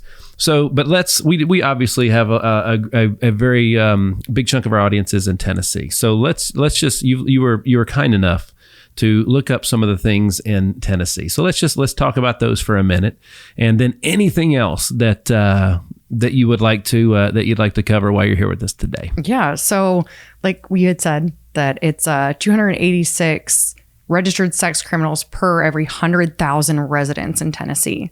Well, I mean, I can do the math. How many people are in, how many, I'm going to look at, y'all, you keep going. I'm going to look up population of Tennessee and then divide it by 286 out of every 100,000, right? So, okay, that's some math. Give me a minute. I'll be back in a minute. So with like hearing those numbers for you, what are your thoughts? There's, I think, over 120 people move here a day right now. Wow. So, yeah, I mean, that's a lot of people. Think about in your neighborhood, like let's just call out like in West Haven. It's a very nice community in Franklin. I don't know if this is correct, but I want to say there's close to like 3,000 to 5,000 homes. So that's, 30, 40,000 people. So you got 3 or 4 West Havens. There's 286 people out of those West Havens that have committed some kind of sexual and keep in mind, this is registered. Right. Not even like... So we don't even know how many slipped through the cracks, didn't get convicted, were never even turned in. This is just registered. That's scary. That got caught. And by the way, there's right now in 2023, it's estimated to be 7.07 million Tennesseans. Okay. So how many per 100,000? So if you divide 7 million divided by 100,000, you get 70. So technically we could take that number was 186 or 286? 186. 186. No, 286, 286 registered sex criminals per 100,000 residents. So we could take, I'm sorry, it was 186 or 286? 286 and multiply that times 70. Is that right? Would my math be right? So times 286. That would mean that in Times Tennessee, 70,000. 70,000. Okay. So it would be, all right, I'm going to do my math again. I'll be back. Yeah, you do that. I'll do policy while you do the math There because you I go. am not. I just want people to know that was the Yeah, thing. no, it makes it real. When Matt said there was, he gave a statistic about a kid statistic that there was 80,000. I was like, oh my gosh, if you could fill all of Nissan Stadium where the Titans played, and there'd still be 20,000 people outside. Yeah, like that was huge. So the number for me is what really makes it real, right? And how long have we been in here talking? An hour ish. So statistically, every 68 seconds, an American is sexually assaulted. So we're at approximately 120 something. since we've been sitting in here.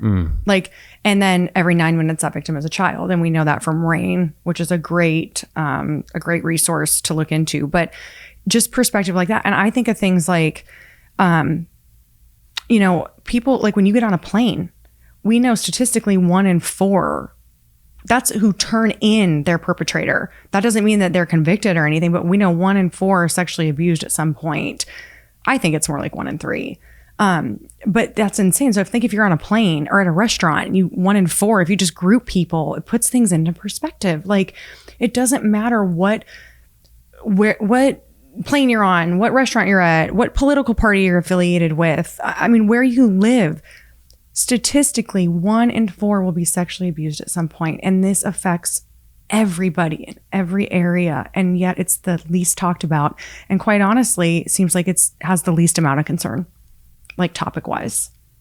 But it needs to have the most concern because again, the children are our future, right? Yeah. So what kind of mental state are we leaving these children in if they're going to take over our future? They're going to be traumatized. But that's part of the problem, is we've been conditioned that victims, you'll move on, doesn't matter, time goes on, you'll heal, you'll be okay. And that couldn't be further from the truth.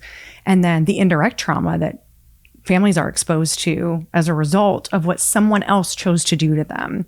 Like you're thrown into this club you never wanted any part of, and you can't get out, you're stuck. And you don't have to let it define you, but it doesn't mean that it won't affect you no matter how much time has gone on. All right. You guys ready to do some math? No, but you have at it. All right. Well, just check my work. Can you do that for me? All right. So there's roughly 7 million Tennesseans estimated roughly 7 million Tennesseans. All right. So 286 people per 100,000 are registered sex offenders. Is that correct? That's right. Right. 286 per 100,000. So what I did was check my math here. Jim, you on me? You got me? So I took 7 million and divided it by 100K. Okay. And that number is 70. So technically I could say 286 times 70, and that would be how many people are registered sex offenders in Tennessee, right? Would that be about right? I think that sound about right? Well, that number is 20,020. 20,020. Ree, what's the population of Watertown? Maybe like 6,000. Wow. Mm-hmm. Yeah. Puts it in perspective. 20,000. Like think about how many people that is. And that's just the registered ones, like I was going to say, so that's just how many have been caught and registered. Now, how many victims do each of those perpetrators have? Ooh, wow. Yeah. It's very uncommon for a perpetrator to just have one victim. Right. So most of the perpetrators would be considered serial perpetrators, I guess. So let's, if you just say if each perpetrator had 5 victims. Yeah. 100,000. Yep. And who knows what age they were, and it puts things into perspective. The Franklin coach, how many people came out? They're still uncovering them. I think they're still coming out. How many do we know? The last time I saw was like over 40. Over 40. Wow. So that blew that 5 number right out of the water. Yeah. Do you know, were you, how many, the person that did this to you, that you survived, were there any others that came out? I don't know if I asked you that. Were there others that came out? I'm the only known victim. You're the only known victim. Wow. And that makes it harder on you, right? Because now it's not 5 people's words versus one. It's, but that person, he did admit all the things that he did to you. Oh, absolutely. He absolutely did. Yeah. And on a confrontation call. And that's how they got him, was he admitted to everything. And I was 14 years old when I made that call. And you guys, if I could do one thing in my life, I would go back and give that 14-year-old a hug and tell her I'm so proud of her for her bravery and her courage, because I know that my 14-year-old self saved other girls from being victimized from him. And I'm so proud of myself. And it's taken me a long time to get there. But yeah. As a father, it's such a privilege to have somebody like you standing up and working so hard to protect my kids. And I truly mean that. You feel the same way, right? Absolutely. I don't want anybody to have to go through what I went through and what I am still going through. And, that's, and I, like I told you guys last night, how my slogan, if you will, is when I was the 3 weeks I had to process from the time that I got the phone call notifying me he was petitioning to the time that we went to court.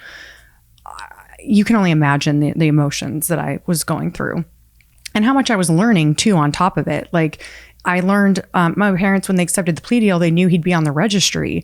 Well, they didn't know that there was a chance he wouldn't be on the public registry. They were under the assumption that he would be listed on the DPS sex offender website. Well, in Arizona, that's not how it works. And so he is not. He's a level 1 sex offender.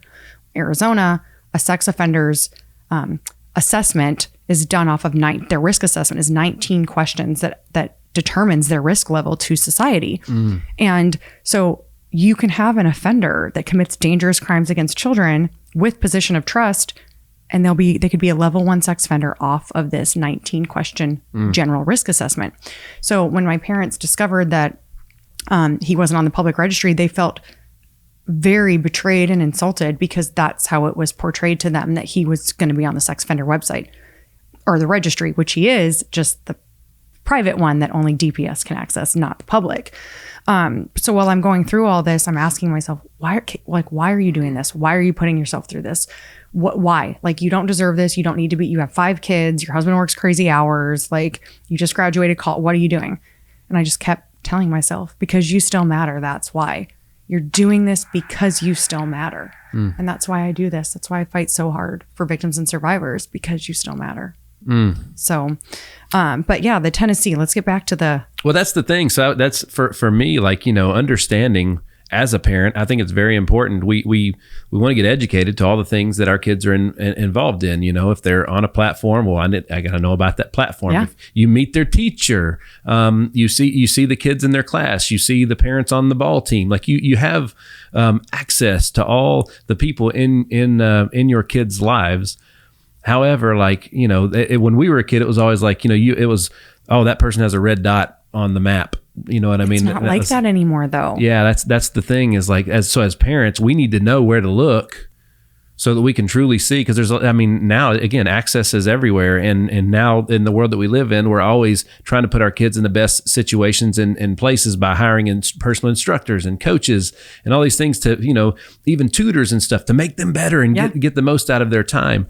So, how would a Tennessean go about, the person that we're thinking about putting our child with for an hour or 2 hours or 3 hours a week or more, who is this person? Check their driver's license. That's one of the things I've learned. So it's different everywhere. But so like I obviously defer back to Arizona, because that's where I'm the most, I have the most knowledge. But like, so level 1 sex offenders you cannot access them on the DPS sex offender website. And then when you do that neighborhood search, they don't come up either. There is no red dot. So they're protected ultimately, right? Like I've said, pedophiles are the most protected criminals that there are. And so one way, I guess, to look is some states mark license, but like in Arizona, for example, and it is different here in Tennessee because we looked, but in Arizona, a sex offender's license is issued 1 year and expires the next. My license doesn't expire till 2056. So if you see someone's license that's issued and expires, it's a dead giveaway. Right. In Tennessee, though, you have 3 tiers of sex offenders. And it is a little bit different. So a tier 1 would be considered the lowest risk level. They have to register annually. That's a first time offender which first time they got caught really is what Right. that means. They have mandatory registration that lasts for 15 years. Okay. But if they have no new convictions, at 10 years, they can request their sex offender register status is removed. So not only probation, but their sex offender status. That's scary to me. 10 years they didn't get caught. Exactly. And how closely are they monitoring these guys, honestly? So crimes under this tier would be like possession of child porn, acts of public indecency. So that's how those are. So a tier 2 has to register every 6 months. So their license has to be checked, where they're living, those kinds of things, every 6 months. But you have to have a prior first sexual offense conviction where the punishment was more than 1 year. But if they were convicted under a tier 1, they should be punished for 10 years. So there's something there. I just haven't figured out. There's a loophole there. I just haven't figured it out. Their registration is mandatory for 25 years. The crimes for this tier include prostitution of minors, sexual contact with pubescent minors, production and distribution of child porn, enticement of a minor. The tier 3 is register quarterly. And then this applies to offenders who have a prior tier 2, which again, I'm really curious. I'd love to speak to someone in Tennessee more in depth about what does that actually mean? Because it's very interesting to me, because I would think if they were convicted under a tier 2, they have to have a prior tier 1, but if they're on probation, that would be a violation. Do you know what I'm saying? Like, yeah. I don't have all the information here. And actually, it's really hard to understand it unless you're living it. Right. And I think that's such a powerful thing that you just said. Like, you're not going out and faking it. You know what I mean? Like, you're going off facts, you're doing due diligence, you're doing research, and then you're very honest about what you find and what you haven't found yet. I think that's so important. Yeah, because there's a lot in there. And that's why, like, people in Arizona, level 1 sex offenders are people who urinate in public. No, let's have a conversation about what that actually means. But I've had to learn that through my experience. The most interesting thing for my granddad would have been a level 1 sex offender, because I can't tell you how many times on like the 14th or 15th hole of a golf course, and he couldn't make it to the 18th clubhouse where he had to go behind a tree. So, but this is where in Arizona people don't understand. So you can have an offender that has hands-on sex crimes against a minor, okay? But if it was a family member and a female, they will... So, okay, I'm going to pause for a second or go back. So you can have a sex offender that commits a dangerous crime against a child. And then they're charged, they're convicted, they're sentenced, then they're assessed. Their assessment is this 19-question risk assessment. 2 of the questions on there are very disturbing to me. One of them is, was the sexual abuse, did it involve a male or a female? Female, you get 0 points. You're less of a risk to society. And then a male is 3 points. If it's both genders, you get 5. Now I want to know, where's the A, B, C, D, E, F, G, whatever I want to be genders. Where do they fall into right? This, that's right. Category? Oh yeah. But so that's one of the. There's a lot of gray area there. Oh, and then another question is, was it a family member? If it was a family member, you get 0 points. So what I'm saying is, you could have an uncle that molest a niece, and they would get 0 points because it was a female, and they would receive 0 points because it was a family member, and they could be a level 1 sex offender. And then if you have an offender who, let's just say, was, jerking himself off in public at a park, even if he was far away and no child could actually see him. Okay. I'm not condoning it's wrong. It's disgusting. Okay. Sure. But I'm saying no hands-on. We don't even know if a child saw. That offender could be a level 3 because there was both boys and girls both boys and girls present. And it was strangers, not a family member. So they just automatically got 10 points. Oh, I got you. Do you see what I'm saying? Like, it's this assessment, it needs to be reevaluated. And the sex offender's risk level needs to be based off of the crimes that they were charged with, not even what they were convicted of, because we know that they plea them down. And we always need to look at the charges, not the convictions. But so when you break that down, you think, level 1's our lowest risk. I disagree. I disagree on every level. And it's very concerning to me, unless you have a in-depth understanding of how the process is, you don't really know what's going on. So it's interesting to me in Tennessee, the most interesting thing is there's 2 different classifications of sex offenders, violent and nonviolent. Okay. Can someone anywhere, someone, I feel like Simba on Lion King, somebody, anybody. Sounds like reference again to me. What is a nonviolent sex offender?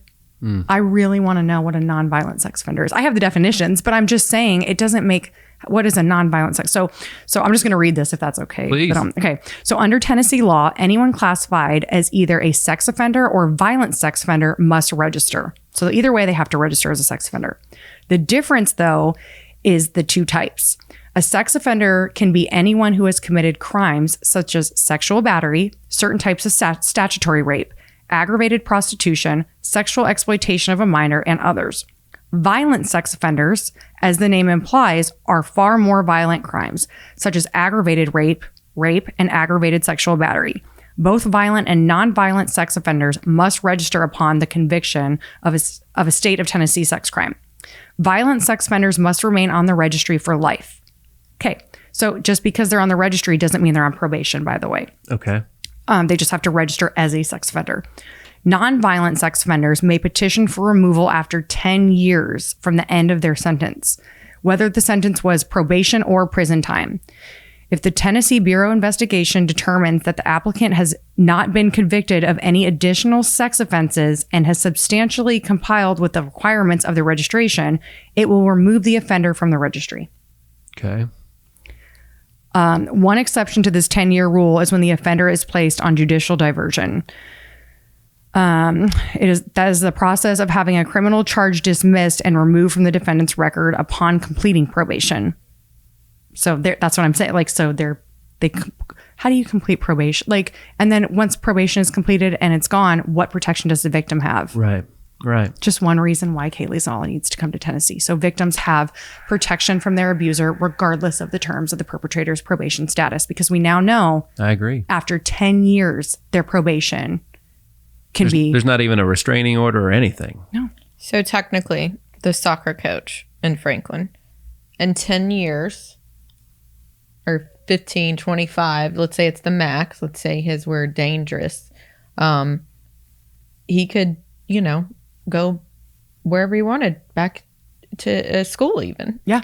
So, I mean, you could show up at your kids' matches and just sit across the field and stare at you. Or what if he's doing like recreational soccer? Because the steps you have to take to get into recreational coaching is probably not as thorough as what maybe the state or you would hope the city exactly would do. So here's what's so concerning about that. And I think that, I think this is really important to touch on when we're talking about enabling or entities or titles, right? Hiding under those or using those to help cover. When you have an offender who's been convicted, done their time, I'm saying this loosely, done their time, completed their treatment, and now they've gotten off probation, they no longer have to abide by the rules and the terms that probation provided. So before, they couldn't go within X amount of feet of a school, right? Or they couldn't go to a recreational soccer game. Now, guess what? Full access. That's the piece that I wouldn't have known. I would just have assumed that, like, once that happens, you can't go within, 1,000 miles of an elementary school or something like that, or even 10 miles or 1,000 feet or whatever it may be. So it's just nothing.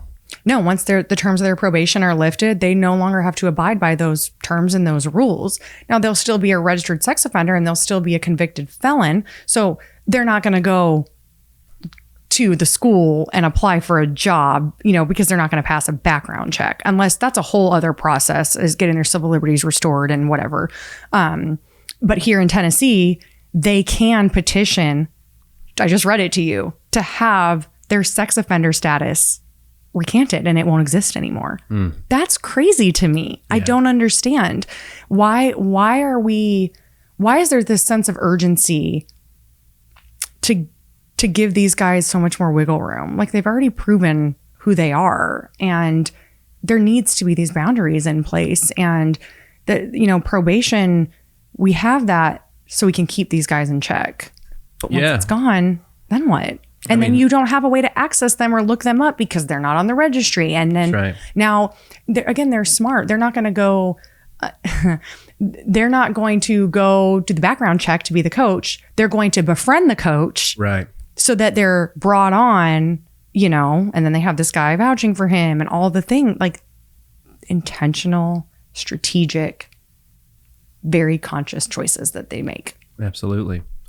Well, folks, if you're like me, you learned a lot from hearing all the things that have been said today, but I also have so many more questions, right? And that's why, keeping up with Kayleigh online, BecauseYouStillMatter.com, and on Instagram at the Kayleigh Kozak, because your work is ongoing, and you're great about sharing your journey and all the things that you're learning. And obviously, there's been a few of our guests where I'm like, we got to bring you back after some time to talk about all the things that have changed or not changed and that you've learned and so on and so forth, right? Rhiannon, is there anything that we didn't get to cover today? Because here's the studies show that somebody would have to listen to this entire episode probably 10, 15 times to actually accumulate and digest the knowledge, right? So everybody that listens to this episode will all take certain different points away, but not all of them, right? So how have we done today? I think we have exposed light on so many things, but also if you don't come away from this episode with more questions, then listen to it again, because you need to have more questions, right? Finding out the answers to those questions is how you kind of got started into, okay, let's see what this looks like. Let's get this bill passed. Let's write these policies. Let's protect these survivors and these victims. So if you don't have questions, I recommend going back and listen again, because you should have questions. Don't be afraid to ask the questions. Incredibly powerful. And folks, just so you know, first of all, Kelsey, this one's for you, brother. I'm trying to provide for my family. I'm chasing my own dreams. I'm investing in those things. And that takes most of you. And to be able to support you, Kayleigh, and so you're here in Nashville on your own dime, by the way. Yep. Like, that's how important this is to you, away from your family. And he's there holding the fort down, and doing all those things. It's just, it's incredible. Your whole family is incredible. And I mean that with all of my heart. And I can't thank you enough for taking the time just to be here, but all the other time that you've taken. Folks, time, you only get so much. You don't know how much it is. And this she has spent years on this, years that you can't get back. Yeah. That you can't get back. And now you're to the point where it's either quitting or finishing. Absolutely. And I can either quit or keep going. Either way is going to be hard. That's right. The Hitstreak is powered by Rack Financial. When it comes to your credit card merchant processing, Rack Financial is efficient, reliable, and trusted. At the end of the day, when it comes to processing your credit card payments, they make it simple, the way it's supposed to be. Check out Rack Financial. Kayleigh, is there any final thoughts or anything? You're just such an impressive person, truly, and smart and talented and educated and honest, and that's the best part, right? And kudos to you for you're not a victim, you are a survivor, and that's one of the, as I'm coaching my son's baseball team, we're going to talk about that. You weren't a victim of that at bat, that bad umpire. You were a survivor. There's so many applications to that message. Is there anything else that we left out today? You guys are incredible, and it has been such a privilege and an honor to meet you. And God makes no mistakes when He connects people. And I am so grateful for the opportunity to share the story behind the law and the mission, but also some of my short story, because I don't get to talk about that, too often. And I want people to know that I think people do get so discouraged and feel so defeated when they see these people accomplishing things and they feel like they can't, because our world and society expects perfection. And I just want to be real and raw and genuine. Like, we all struggle. It's hard. Life is hard. Pursuing this is hard. Living this is hard, directly and indirectly. And it's okay to struggle, and it's okay to be in it. and you can sit in it for a little bit, but at some point you have to pick yourself up and you have to look yourself in the mirror and hold yourself accountable in the things that you're doing. And remember that only you can keep going. No one else is going to do it for you. And it's hard. And this is where I've come together. If you're doing something easy, you're not in the right battle. If you're in the right battle, it is going to be brutal. And that's all the affirmation that you need to know that you're on the right path. So don't get discouraged and find hope in the real people out there that are walking alongside you in every different kind of way. And the people that are willing to hold you accountable and challenge you and motivate you and encourage you will also being real with you, and I just think it's so important to find those people, and I know you guys are those people, and I'm so grateful to have had the opportunity. But life's hard, everything's hard. You just gotta pick your heart and keep going, and remember that you still matter. That's right. So I told you everything's better with Ree, right? Yeah. Oh, she was amazing. I wish I had more time so we could go to the spa or something. Yeah, me too.